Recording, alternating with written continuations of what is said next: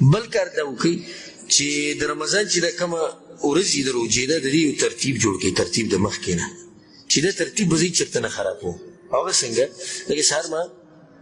پېشمنی وکړو، پېشمني نه بعد د سهار لمونځ دی. سهار منځله چې زه ورغلم سهار لمونځ به وکړم اول صف کې، که نه جنماز به په اوږه باندې پروت بهر به ولاړ وي. په دې روجې کې د جنمازونو خلک ډېر ګرځي کته وبلی شي،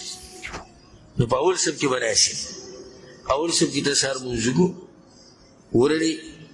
سهار لمونځ چې دې وکړو د هغې نه بعد کېناستې نو قرآن دې راواغست. نو د نور راختو پر دا په ځان لازم کړي چې د نور د راختو نه مخکې به موږ د جومات نه راویسو. یو ګنټه دی تقریبا، په دې کې به ته قرآن وایې چې څومره ویلی شي ووایه. یو سړی ډېر رو لګیا دی سپاره یې ووایي، دغه ډېر رو چې لګیا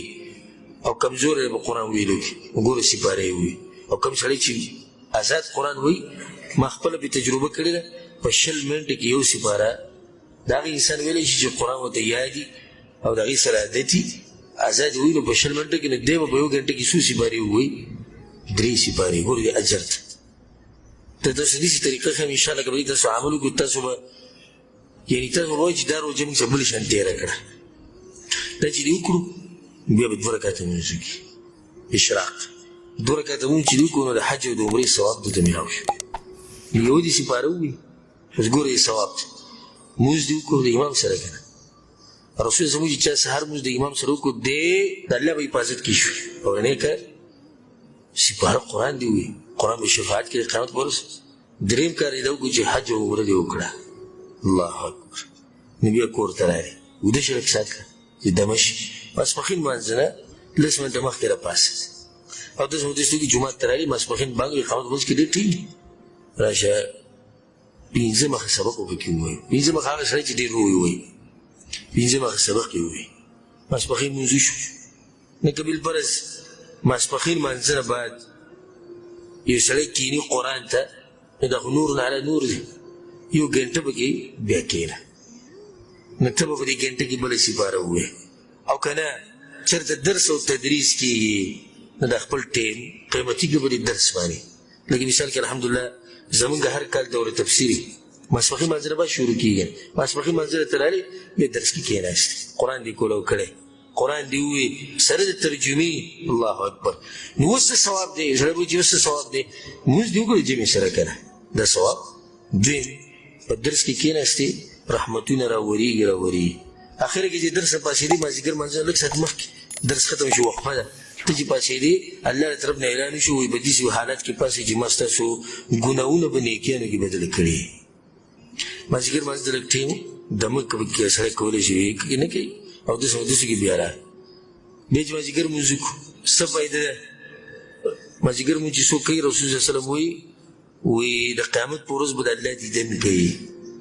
فایده دا وشوه. بانګ او د اقامت په منځ کې یو 5 مخه نور ووایه نو تا د سهار نه د دې ټیمه پورې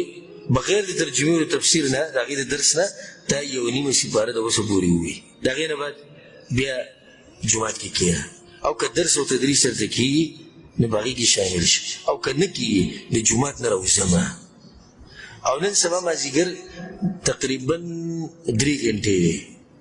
3 ګنټې یو سړی ته پکې وایي موږ پکې ډېر ورو جماعت یې تیارو خو جماعت کې ته څه تیارې روزانه به یې ګډ پخی که څنګه یو خو سړی چې د ګډ راوړي یو ورځ پکې روژه باندې یې ګډه لاړې یو دې وختي لاړ چې دا ګډه لاړې کې سربند ته ووایي کار پکې ډېر خو سبزي پخول دي چرګ پخول دي او څه ټول خو پکې نه لګیا خو په ډېرې کې ټوټل څو کسان کار کوي 2-3 کسان لګېږي زه 2-3 دغې کې لګیا شو دا 2-3 به څه کوي دا نور نه یم ګوره دا 2-3 به څه کوي دوی به په جومات کې ګنټه تېره کړي دوی به ګنټه تېره کړي نو څومره قرآن به ووایي سپاره به بله ووایي ځینې بعد دی او هغه نور به نه وځي یو سړی به وایي چې شخصونه مونږ چې بازارونو کې ګرځو خروجي اکتم لنډه و که نه زه تور مارکېټ ته ووځو که نه یا د محکمې سره دغه باغچه ده هلته به کښېنو خپله درنه او د بل سپکه به ووایو روژه به څه شي لنډه به شي نه نه دا قیسې به په دې جدول کې نه وي دا به ستا خپل جدول وي زه چې د کوم جدول ښیم هغه به دا وي قرآن دې ووایي اوس راشه کور ته راغلې رو جماعت ته مثال کې نیمه ګنټه پاتې ده روژه ماته به تیاری ابه د چا ذمهواري یا کور کې اوسېږي واړه سره رشتې د هغو ذمهواري ده که نه ملګري دي نو یو څو ملګري په خدمت کې لګي د دغه ټیم نه د بانک پورې به رب العالمین ته جړاګانې کې او دعاګانې به غواړي الله سبحانه وتعالی په قرآن کې څه وایي وَإِذَا سَأَلَكَ عِبَادِي عَنِّي ای پیغمبر که تا نه چېرته زما بندګان زما په باره کې تپوس کوي فَإِنِّي قَرِيب الله وایي زه نږدې یم یقینا زه نږدې یم أجيب دعوة الداعي إذا دعان کله چې څوک ما نه څه غواړي دعا کوي الله یې زه ورله قبلومه دا عام الله دا خبره کړې نو بیا د دې سره هغه حدیث میلاو که ما هغه حدیث بیان کړی د روژې په فضایلو کې چې رسول صلی الله چې د روژتي انسان دعا دا نه رد کېږي خو دا آیت دا حدیث یو ځای که د روژې په خوله باندې او ټیم کم ټیم دی ماښام نور ډوبېدو ټیم کې په دغه ټیم کې یو حدیث کې دا راځي چې په دغه ټیم کې الله ملایکو ته ووایي دا پلانې پلانې پلانې هغه نومونه ورته وښایي وایي دوی د جهنم د اور نه آزاد کړه نو چې دغه نیمه ګنټه کې دا ویلی کېږي دغه ټیم کې الله خلک ازادوي نو چې ستا نوم پکې وي هغې نه بعد به روژه ماته کړي روژه چې دې ماته کړه په معمولي شیانو باندې زمونږ خو داسې نه زمونږ سم کار وکړي سم نه دې مرۍ پوره رسېدلی نو مونځ پې څه وشي ماښام مونځ خو زر کېږي مونځ خو خیر خیریت مونځ وشو نه دغه ټیم کې ورته مختصر خوراک وکړي جومات ته به رامنډې کړي جومات ته چې رالې مونځو کې د امام سره ښکلې بیا واپس لاړ شه بیا هم ډوډۍ مه خوره چای وڅښه څه داسې دا ګوره کوم جدول چې ته اوس ته ښیم ګوره ډېر قیمتي دی دا سره یاد ساتئ چای وڅښه فروټ وخوره کیک بسکټ څه شی داسې وخوره پیرني کیر داسې د خواږه خواږه شي نه وخوره چې خوله دې څه شي ښه خوږه شي ټوله ورځ دې پرې الله بندګي کړې ده خو څه به خورې نه هغه ډېر خوراکونه به نه خورې دا بعض به کې څه کوي نو د ماښام منځه نه بعد اکثر به کې مونځ هم نه کوي نو د نسوارو یو پیړه به هغه ولري ټوله ورځ ښکلې روژې نیولې وه اوس یې څه شی کو اوس یې نشه او په دغه ټیم کې زموږ د پښتنو سره خبرې هم نشي کولی ځکه چې خبرې کوي نو نشه څه ده دا خرابېږي زه یو پیر ډېرې ته ورغلم څه کار و څه کسان اوس نو روژې یې ماته کړه مونځ مې وکړو کور کې او بیا ورغلم یو کس بهر ناست و د دې کوم مجلس چې دغه ناستې ځای دی په هغې کې پروت ما ورته ویل که هغه پلانې اشتي کې نیسي هغه ماته را سر دي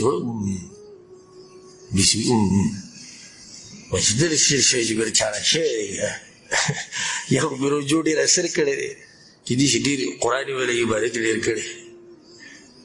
شدت نه ورله هغه ځان له په دغه حالاتو کې بیا دې ما تپوس کوم دې کې څه حکمت دی چې دغه ټیم کې خبرې تاسو نه کوئ دې کې حکمت دا دی چې بیا نشي سر ته نه ښېږي